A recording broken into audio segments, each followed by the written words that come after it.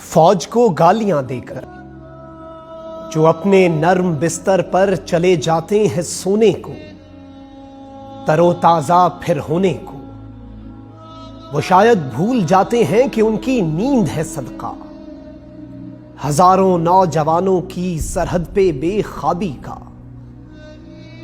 जवां ये कौन है, आओ तुम्हें मैं ये भी बतला दूं। हैं बेटे वो भी माओं के, हैं भाई वो भी बहनों के, उन्हें भी नींद प्यारी है। थकन उनको भी होती है, उन्हें भी नींद आती है। मगर सोचो अगर एक रोज तुम्हारी गालियां सुनकर ठिठरती सख्त सर्दी में, तूफानों बादो बारां में, कयामत खेज गर्मी में वो सोने को चले जाएं, घरों को अपने लौट आएं, तुम्हारी नींद क्या होगी, तुम्हारा चैन क्या होगा।